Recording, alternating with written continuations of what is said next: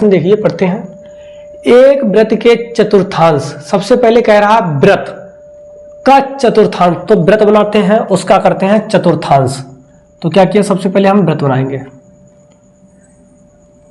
ठीक है ना। ज्यादा अच्छा नहीं बना लेकिन हाँ बन गया, ठीक है ना। इसका चतुर्थांश, चतुर्थांश का मतलब होता है चतुर्थ अंश। चतुर्थ माने होता है चौथा और अंश माने होता है भाग, यानी कि चौथा भाग।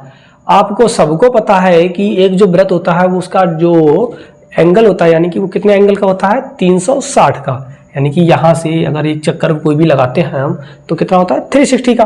अब 360 का होता है, इसके उन्होंने कितने कर दिए, भाग 4। तो कितना पड़ा, 9 चौक 36, यानी कि 90 अंश का। तो 90 अंश का ये होगा, तो 90 का ये भी होगा, 90 का हमारा ये भी होगा और 90 का ये वाला भी होगा, ठीक है ना। सभी कितने होंगे, 90 अंश के होंगे। इसमें कोई समस्या।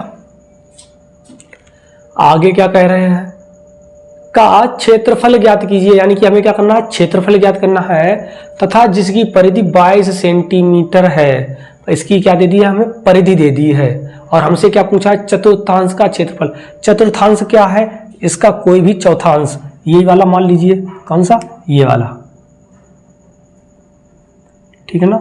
ये वाला आप मान लीजिए, ये क्या है, चतुर्थांश, ये वाला।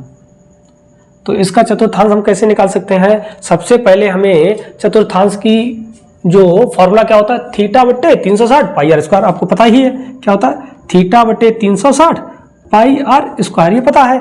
यहाँ पे आपको थीटा चाहिए, पाई चाहिए, आर स्क्वायर चाहिए। थीटा आपके सामने हम निकाल चुके हैं, कितना आ गया है, यानी कि त्रिज्याओं के बीच का कोण कितना आ गया हमारा, 90। यहाँ पे हमें सिर्फ आर की वैल्यू चाहिए, तो आर हम निकालने के लिए हमें इस पे परिधि दे दी गई है। उन्होंने कह दिया है परिधि कितनी दी है, 22 सेंटीमीटर की उन्होंने दे दी है। तो परिधि बराबर कितनी है, 22 सेंटीमीटर लिखो।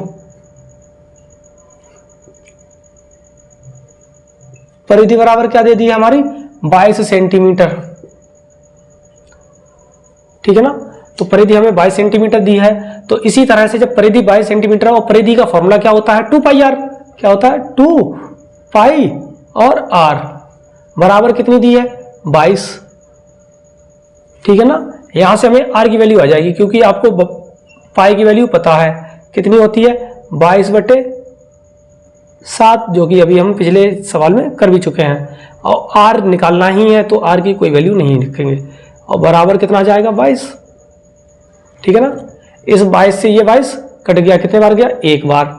इसका इसमें क्या कर देते हैं, मल्टीप्लाई, और ये जो मल्टीप्लाई इधर आएगा तो डिवाइड में। तो यहां से आर बराबर कितना आ गया, देखो फिर से हम समझाते हैं कि 22 से 22 काट गया एक बार में, एक का 7 में मल्टीप्लाई होगा तो कितना आ जाएगा, 7 बटे, ये जो मल्टीप्लाई में है इधर गुणा में है, इधर आएगा तो भाग में आ जाएगा, ठीक है ना। तो ये क्या आ जाएगी हमारी, आर बराबर 7/2 सेंटीमीटर। ये क्या आ गई हमारी त्रिज्या, यानी कि रेडियस।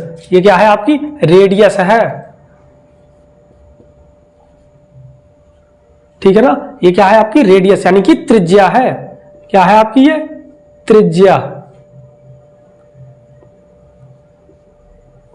ठीक है, रेडियस दी है। तो ये हमने निकाल ली है। अब हम फॉर्मूला लगा देंगे बस, आंसर। फॉर्मूला क्या होता है हमारा, त्रिज्यखंड का चतुर्थ, देखो लिखेंगे, चतुर्थांश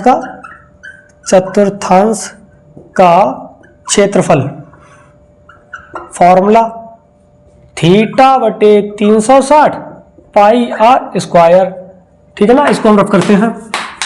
तो थीटा कितना है हमारा, देखो 90/360, पाई की वैल्यू 22/7 गुणे आर कितना हम निकाल चुके हैं, कितना आया है, 7/2। आर स्क्वायर होता है, इसका मतलब है 2 बार लिखना पड़ेगा।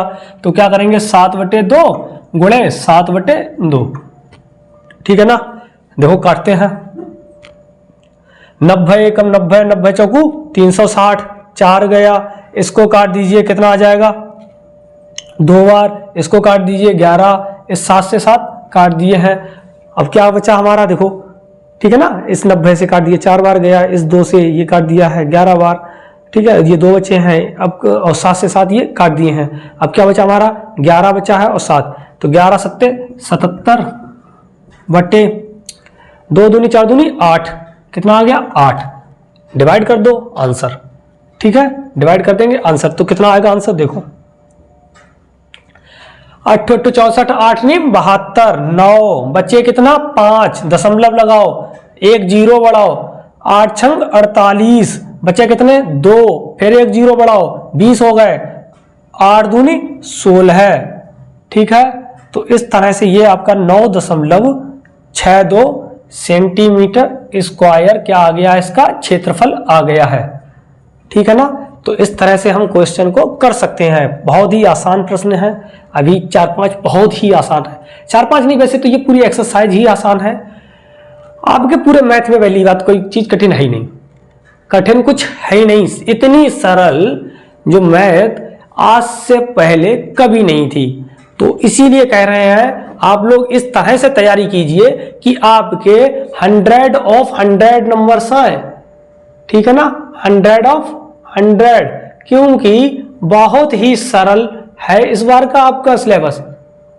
ठीक है ना, बहुत ही सरल है, हम आपको बहुत ही आसानी से बहुत ही सरल तरीके से इनको बताएंगे। आपके 100 ऑफ 100 नंबर्स आ जाएंगे, लेकिन आप लोग देखिए, वीडियो को स्किप ज़्यादा ना कीजिए, जहाँ पर भी आवश्यकता हो वहाँ पे कर सकते हैं, अदरवाइज आपको स्किप नहीं करनी है और पूरी वीडियो आसानी से देखो और इसको नोट भी करते चलो, समझते चलो। जहाँ पे ना समझ में आए दूसरी बार देखो, दूसरी बार में ना समझ में आए हमारे पास कमेंट कीजिए, हम आपकी समस्या का समाधान करेंगे।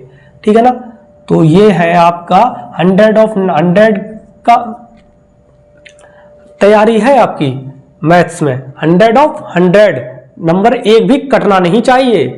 ठीक है ना, बहुत ही अच्छी तरह से देखो, इतने सावधानी पूर्वक, इतने सिस्टमैटिक तरीके से, इतनी अच्छी तरह से शायद है आपको यूट्यूब पे कोई भी पढ़ाएगा।